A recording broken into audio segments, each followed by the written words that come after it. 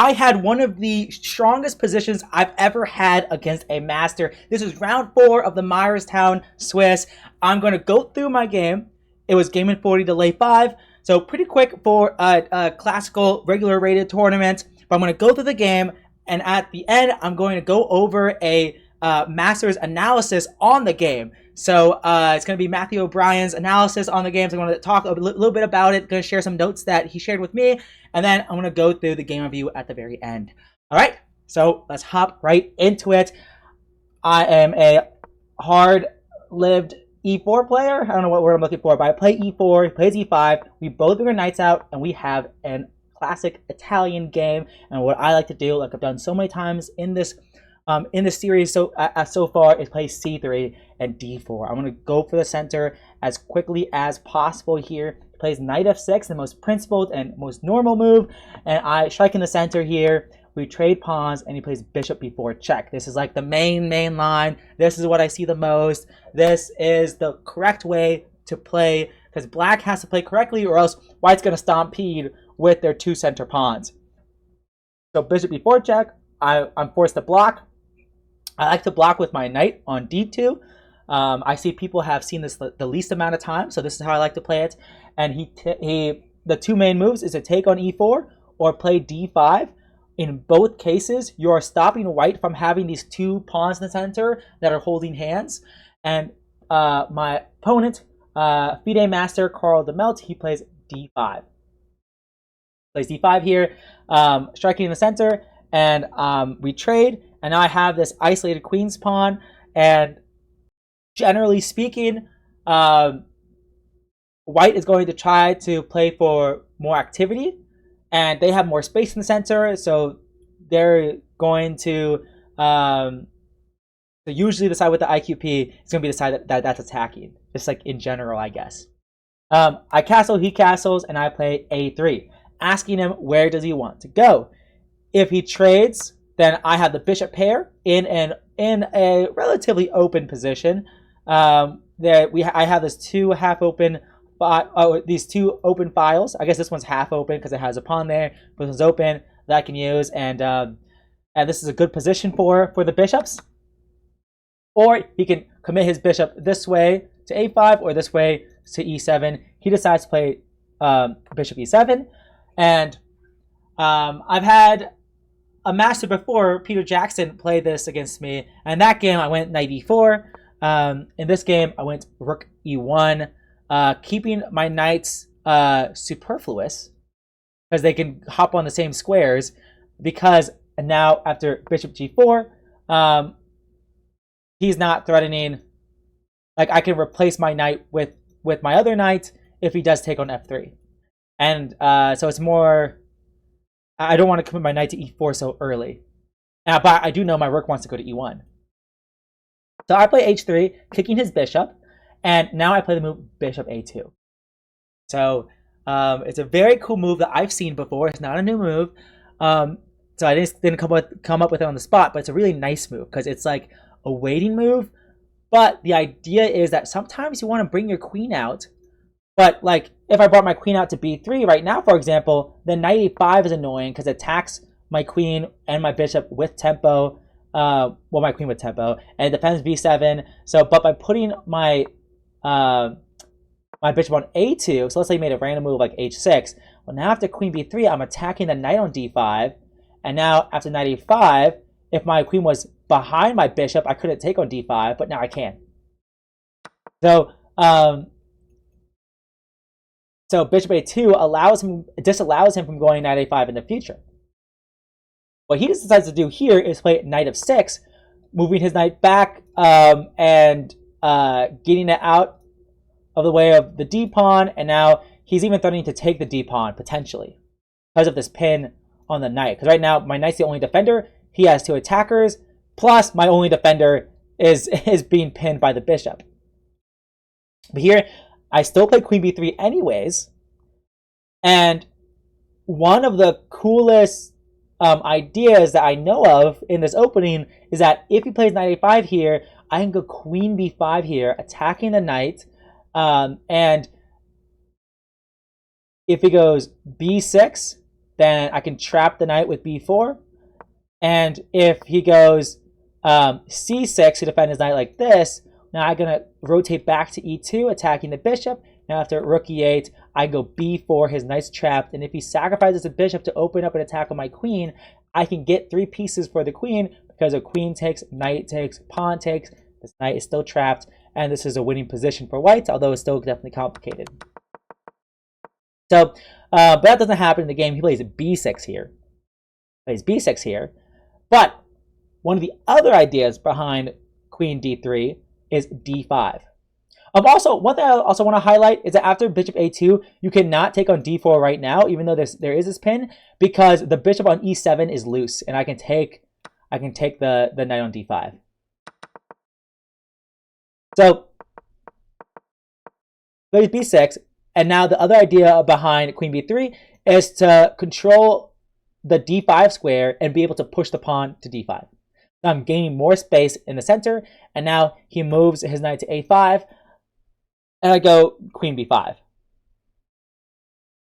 Queen b5 is good because it controls c6 here, and I'm not threatening to trap the knight anymore with b4 because the knight can rotate back to b7, but the knight is still on the edge of the board here and not so good, and yeah, I'm just getting my queen out of danger because the knight was attacking it.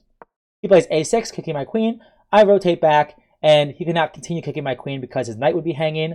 So he goes rook e8, centralizing his rook, and now I go b4. So because he's not touching my knight on f3, I still need to develop my bishop here at some point. So might as well play b4 with tempo, and now I'm able to play bishop b2 soon, putting my bishop on the long diagonal, and it's an absolute monster in this position. I don't think I had to go queen b3. I just wasn't sure if I needed to defend the d5 pawn or not, and I just decided to play quickly and play queen b3 really quickly. I probably could have, and maybe even should have, just played bishop b2, giving up the pawn. I'm not sure, like here, I might even have the move queen c6 in this position, attacking both knights at the same time. So that knight, honestly, this pawn on d5 might honestly just be untouchable. But I play a bit more passively than I probably should, and I play queen b3, but this position is still great. I mean, what is he going to do in this position? He plays bishop f8, opening up our rooks to see each other, and I put my bishop on the long diagonal. I think it's totally fine for me to take on e8. I don't think there's anything wrong with that, because then if he takes with the knight or the queen, I'm still going to play bishop b2 next move it, and rook e1 either way. But I play bishop b2 first, and then he moves his knight back to d6, so it's done a full rotation here. It went from c6 to a5 to b7 to d6, so it's doing a ring around a rosy. But now I trade rooks, and I play g4. I could have played rook e1 first and then play g4. Either way works, though. But this move g4 has been on my radar for a while, because it's just a good way to expand, and then I'm going to centralize more of my pieces. I'm going to play 95 next, and like I said, all of his pieces are on the back rank or more passively placed. I have a lot of extra space here, and I'm doing quite well, to say the least. I'm doing quite well. But I mean, just visually, it's kind of crazy.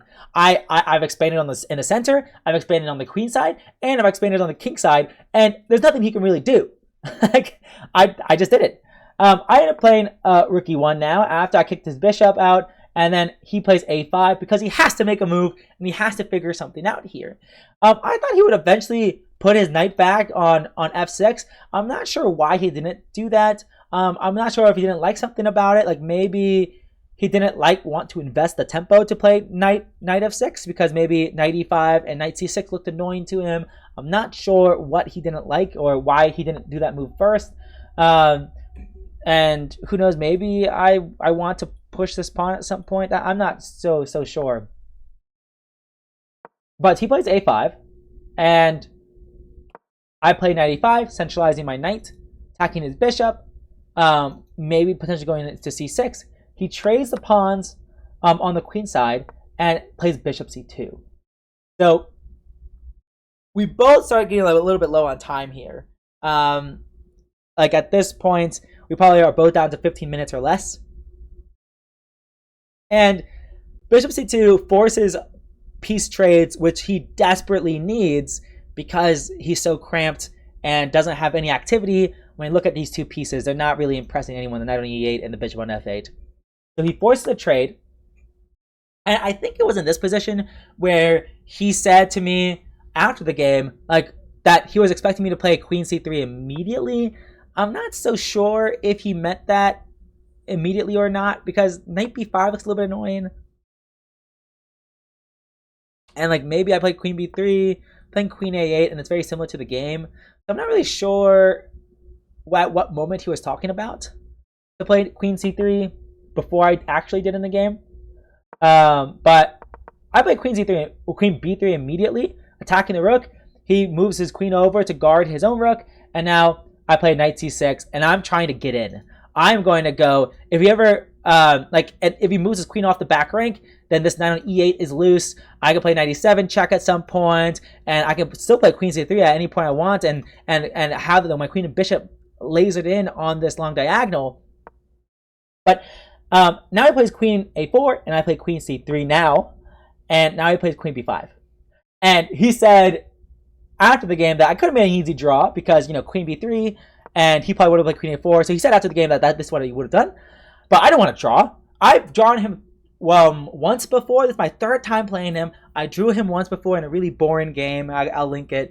And then the game before that, I got absolutely mopped. It was almost exactly 1 year ago.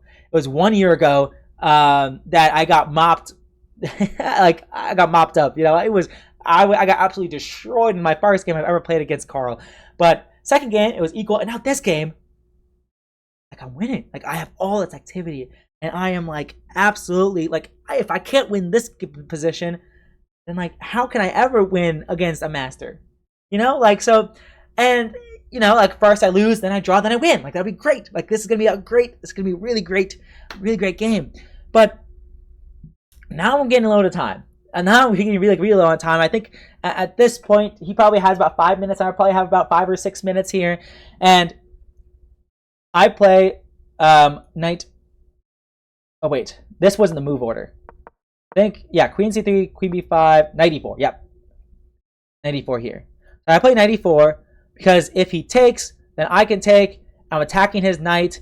And if he goes like knight f6 or knight d6...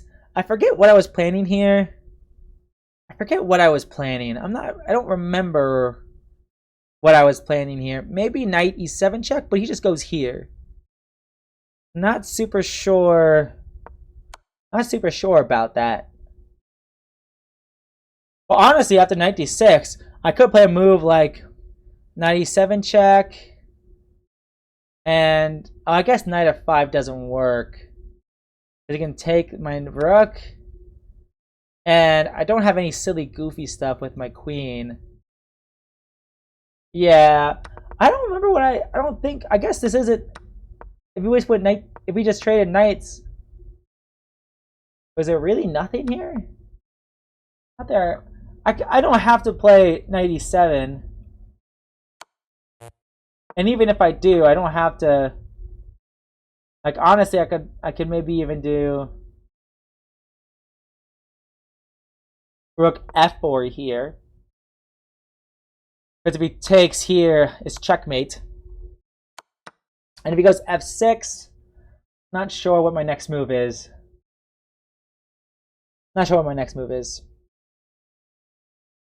Maybe knight f5 still. Not 100% sure. You can also take and then take on d5. I think this is more suspicious, though. Oh, well, in this case, it's just mate. Actually, it's just mate here. So, yeah, I'm not sure what the best way to proceed was. But he said he plays a good move, queen c4. And there's some crazy stuff you could do here. And I was calculating for a while, and I couldn't figure it out. I genuinely couldn't figure it out. Do I trade queens voluntarily and then play bishop c3?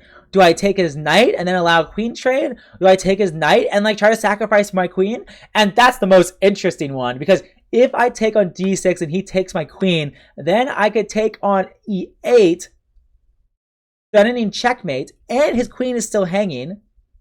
He doesn't have any checks on the back rank to get out of his queen being hanging. I think he might have the move f6 here. But then I can take, and I'm up 2 pieces, or just 1 piece. Yeah, I'm up a piece here. So I think, and I have not checked this game with the engine, but that's what one of my friends was saying in the car ride home. He was analyzing with his own eyes, and he was thinking about the game for like an hour after the game. And he said, like, this is definitely by far the most interesting thing. And if he takes back with the knight, then I can still go rook e8 potentially. And like I said, and if he takes my queen, then I go check here and mate. So here, and of course, if he takes my rook, then his queen's hanging. So I think the only move is f6. I think that's the only move. Because now if knight e7 check, he can go here. And yeah, he gets out of it. He gets out of it with f6.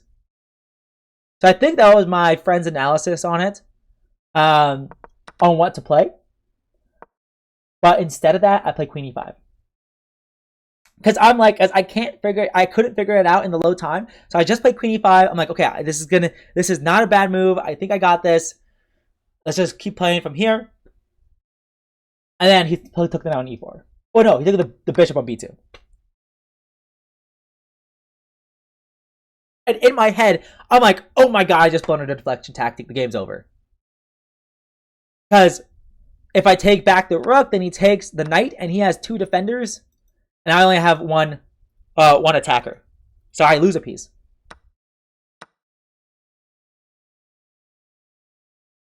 Oh, in this case, he has 2 pieces for the rook.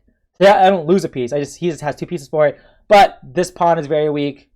And I think he'll be able to convert it, definitely.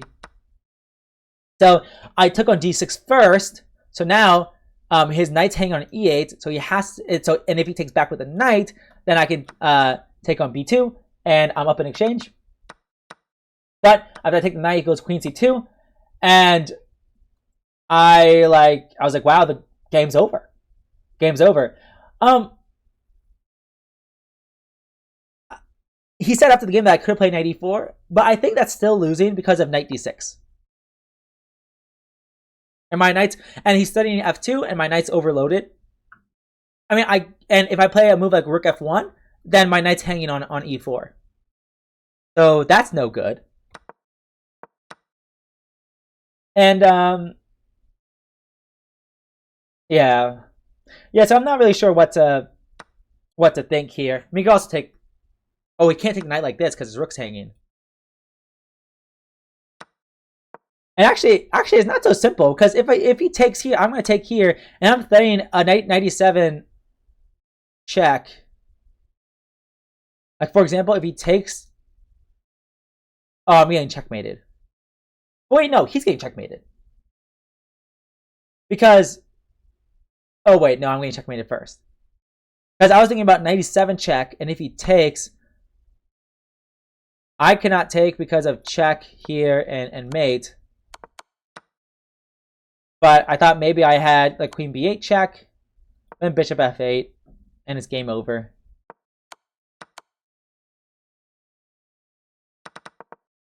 Yeah. So I think knight e4 is still losing. But instead of that, I just take on b2 and then take on e8. And I have I have a rook and a knight for the queen. And I have this pin that's hard to deal with. He plays knight e4. I play knight e4, and everything is guarded. It's gonna be really hard for him to attack this this d5 pawn. I guess he can just play queen b3 to attack it, but it's not so easy.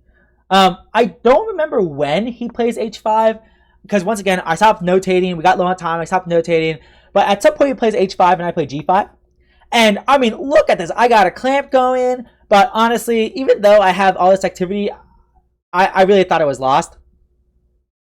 But he plays king g7 at some point. I play knight f6, but that's a blunder because now I lose a g5 pawn. most likely, like genuinely, most likely I'm supposed to just sit here and wait. Probably. Or maybe even play h4 to solidify my g5 my g5 pawn so I can prepare my knight to go to f6. Genuinely, I'm not really sure how to defend this. But I could have probably held on a lot longer if I just been more of a stunt defender. Like for example, if he like what is he supposed to do here? If he moves his bishop to like d6, I can probably go knight f6, and I'm threatening checkmate, so he has to go back. But then maybe I go knight e7. I don't know. All I know is that it's not easy for him. Probably not knight e7 because he can just take on b4. That wouldn't be good. But he has no passed pawns, and it's going to be really hard for him to move. There has to be some ideas that black can do, but I'm just not sure. But I already think I'm losing, so I'm just playing knight f6, and hopefully he like takes a pawn or something and blunders checkmate. but he plays queen c1 check, wins my pawn, and one last trick, because if he takes my rook, it's a fork. But he's not going to do that. At some point, like I think he throws in a check or something like this. At some point, he throws in a check and like then plays g4, and like I somehow blunder a fork on my king and rook at some point. Well, not blunder. It's the position is completely losing, and I lose. I couldn't believe it. Like I felt like I had all the chances in the world, and I think one of the clearest mistake I made. The clearest mistake I made, like, why am I defending this d5 pawn? I should not be defending that guy. Just play bishop b2, and knight takes d5, and like, bam, bam. So I think that was the clearest mistake I made. Although it's not like a real mistake here. And once again, probably this was my opportunity. Most likely, my friend was right about knight takes d6. As a knight takes d6. Actually, wait, yeah, we saw this was a draw because of f6. But maybe there's another way forward. I'm not super sure. But yeah, let me bring up the master analysis here. He has a note in here saying that g4, bishop g6, knight e4, rook e8, knight c5, attacking the pawn on b6, rook b8. So this is just another way to play. Knight gets to c5, maybe b4 is on the way potentially. Maybe the bishop's going to develop like this. Maybe the bishop's going to come to d2 and control the knight's movements. Interesting. Very interesting. Not sure how I feel about this. I think the game is probably roughly balanced still, probably.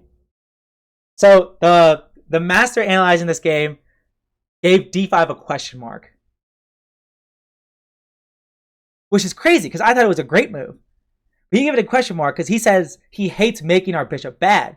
Because, yeah, the landscape bishop is staring into its own pawn now. It can't be bad, though. That being said, he did tell me in advance that he did not analyze this game with an engine. He did not turn the engine on at once. So he told me to double check with the engine to make sure that, there's nothing like crazy missed. But, I mean, he's a very strong player. I mean, O'Brien reached 2,400 USCF. He's very, very strong. So anyways, so I will go over with the engine, but his intuition is usually right.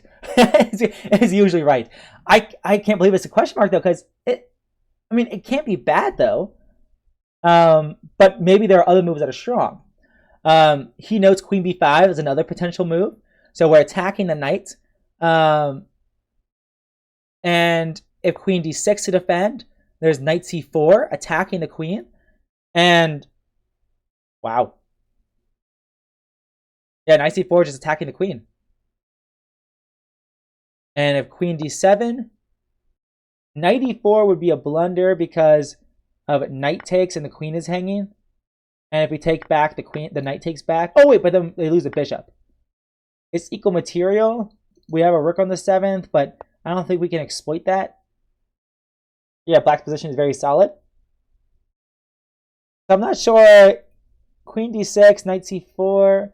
What's the idea, though? What's the idea?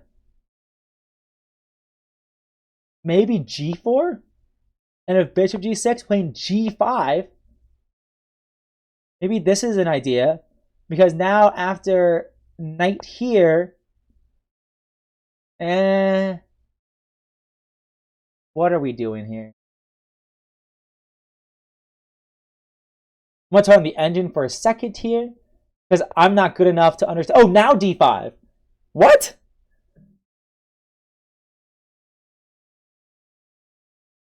Queen takes, and knight takes. What's the idea? Oh my goodness. Knight takes, g4.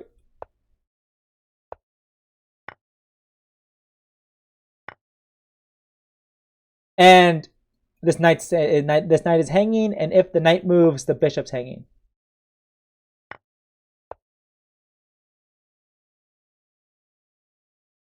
Oh, in this case, we get 2 pieces for the rook, or something like that. Okay, turn off engine now. That was hard for me to understand, that d5 move. Hard for me to understand. Queen d7, there's knight fe5, knight takes, queen takes, knight takes, rook fe8. Oh wait, that's my analysis. So queen d7, d5 immediately once again, knight takes.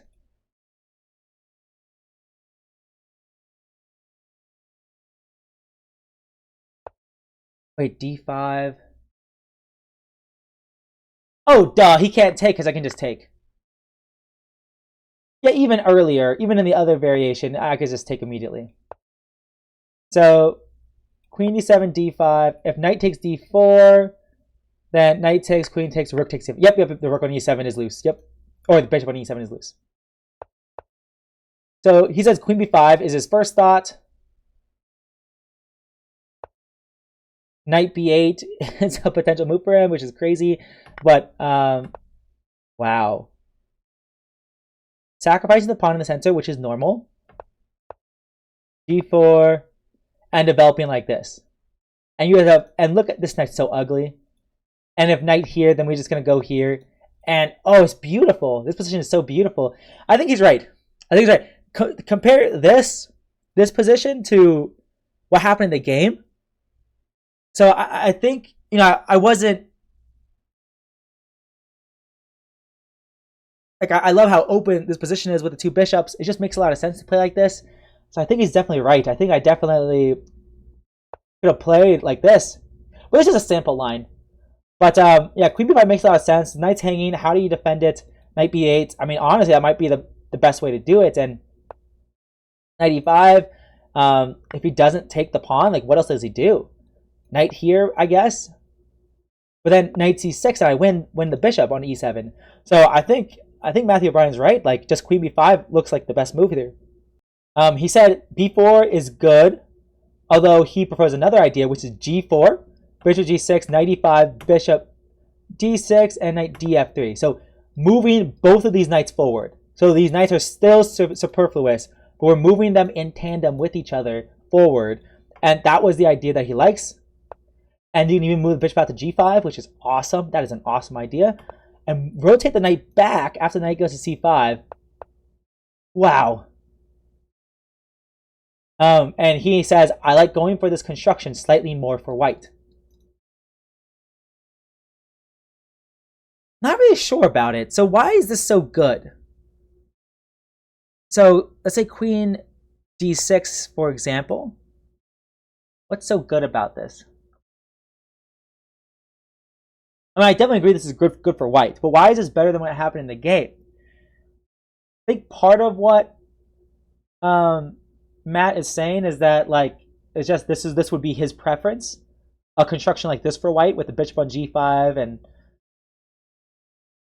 part of it is preference. I don't think I want to take on e7. I'm gonna turn on the engine here for a second here. So still bringing the knight in together. Okay, I just want to note how beautiful it is to slowly move both knights forward. Knight d2, knight f3, knight e5, knight f3, knight c6, knight e5. Like, it's crazy how the knights just move forward together. It's beautiful, honestly. You know, I got my 2 horses leading the army. So yeah, I think it's very interesting. There's no knockout punch absolutely no knockout punch, but but what is he gonna do? What is he going to do? He has not too many active ideas. Maybe he could play a move like knight. What do I play here? Bishop f4. Okay, so he doesn't have enough time for a move like this. His knight takes. Finding my bishop. Okay. Anyways, so no knockout punch, but it's extremely uncomfortable for him. Wait, his knight's out of square, or his queen's out of squares. Oh my gosh. Oh, everything's falling apart. That's the knockout punch taking on c7 here, but the game still goes on. Okay. Back to the game. And yep, he says bishop b2 is the preference. Knight takes d5. Knight queen c6.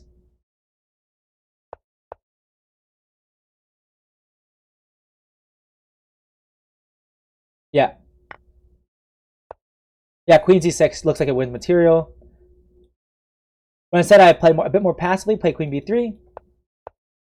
a5. So he notes this is the downside of b4 if you don't have an immediate follow-up. So it's giving Carl an active plan to get his rook into the game.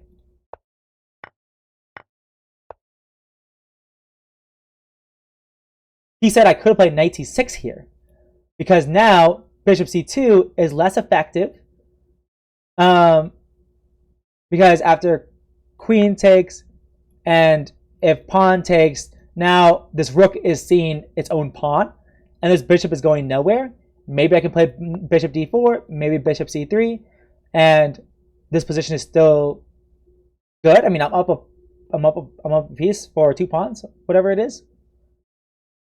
I honestly did not even think about that, about not taking, just playing knight c6. I didn't even think about that. Oh, his queen's hanging too. his queen's hanging too. Yeah, that's also important here. And then take on b4 because on bishop c2 takes. Rook takes and knight f3 and knight to e5. So yeah, I kept missing this idea of knight f3 to knight e5, and once again my superfluous knights moving forward. So I kept missing this idea. I wasn't that attentive enough, and honestly creative enough. Like I'm just not creative enough. So O'Brien says black looks fine to me now. So I probably already let Carl off the hook here. Yeah, I mean, black has enough counterplay on the A file now and targeting these pawns potentially that, you know, the game's equal now. Knight c6, queen a4. And O'Brien mentioned knight takes d6 as a better try. After knight takes d6, queen takes c4, knight takes c4, rook e8, setting up knight e7, and then rook takes f7, rook takes f8, checkmate. f6, bishop d4, king f7, rook c8, bishop d6, as a possibility. And this game is probably still a draw, but it's a better try. That's what he's saying. Try to push in this game. Queen takes c3, rook takes e8, takes e8.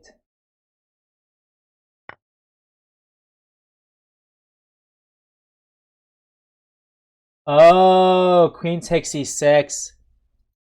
I didn't think about that. Sacrificing the queen back. Because after pawn takes, then pawn takes here. Oh, wait, but c7. Oh, you have to be careful. You have to be careful.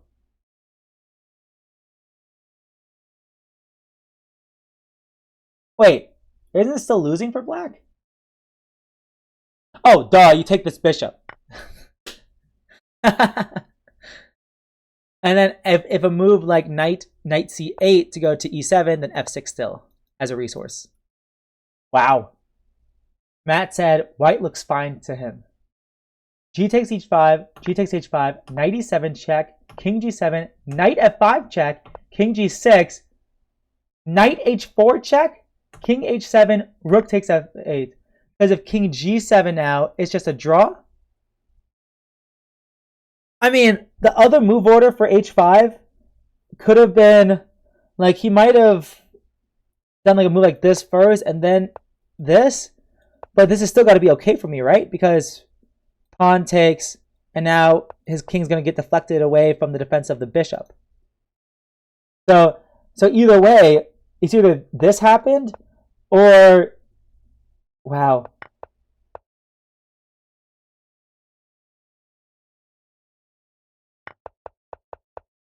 I can't believe this. I just, he says in this position, he says d5 can become loose, but minimum we should have enough play to make threats on the king. So he gives an example of queen c2, knight f6, but after king g2 is played, and queen f5, h4, king h3.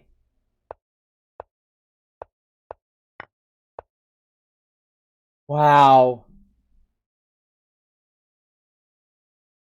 Threatening the bishop. Wow. I can't believe it, man. I can't believe it. No, I'm just not creative enough in these shorter time controls. This game in 40, I'm just not creative at all. Wow.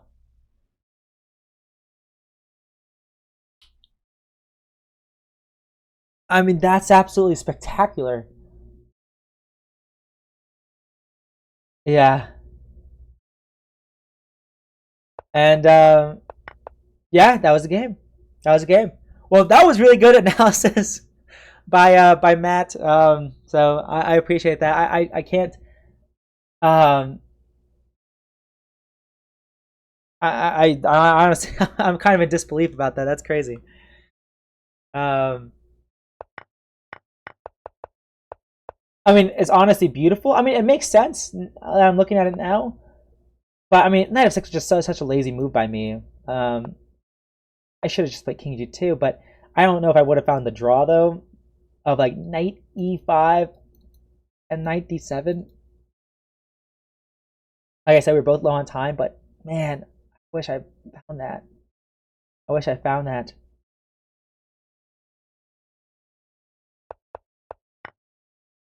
But yeah, that was the tournament. I ended up beating up 1400 to 1200 and then losing to two masters. So can't really complain. But that was brutal. That was brutal. Well, I'm gonna end it there. I'm gonna hit the game review, and I'll see you guys in the next one.